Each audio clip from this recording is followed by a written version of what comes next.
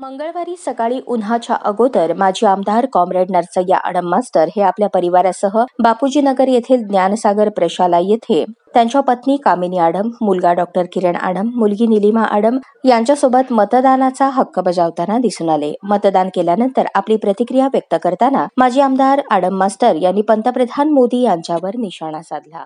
तुम्ही उदाहरण घ्या, 19 जानेवारीला आमच्या कार्यक्रमात आले, किती प्रचंड गर्दी होती. त्यानंतर ओम मैदानावर त्यांनी सभा घेतली, किती गर्दी होती याच्यावर तुलना तुम्ही करा. हळूहळू मोदीवरचा विश्वास कमी होत आहे. लोकाला फसलेलं, लोकांचे प्रश्न गंभीर झालेलं आणि पंतप्रधान काही करत नाही, ही भावना लोकांमध्ये पसरलेला आहे. त्यामुळे या वेळेला भारतीय जनता पक्षाने NDAचा पराभव ठरलेला आहे. 400 आकडा जमाना झाला, 400 आकडा गेला. ते बहुमताचा आकडा घालण्याकरता ते प्रयत्न करू लागले. 272 येतील का नाही, रोज त्यांच्या बैठका चालू आहेत. कधी अशा बैठका मी बघितलं नाही. नड्डा साहेब, अमित शाह, मोदी साहेब रोज बसू लागलेत, टक्केवारी वाढवा म्हणू लागलेत. तर त्यांना कुठंतरी जाणीव झालेलं आहे. लोक आता जागृत झालेले आहे.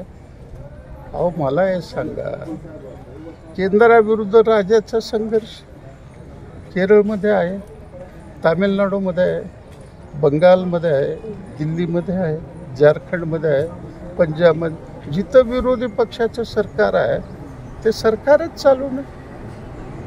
त्यांचं उत्पन्नाचं तुम्ही हिस्सा आहे तोही देत नाही. कुठली लोकशाही?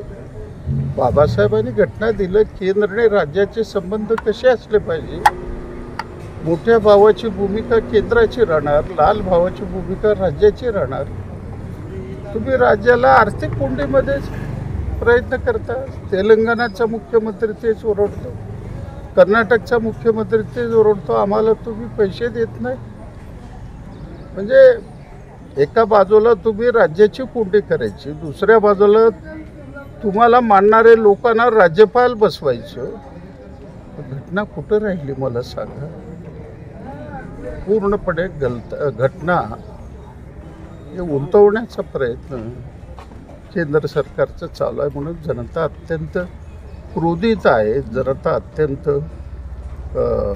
कंटाळलेली आहे. त्यामुळं निर्णय हे इंडिया आघाडीच्या बाजूने येईल असं माझा अंदाज.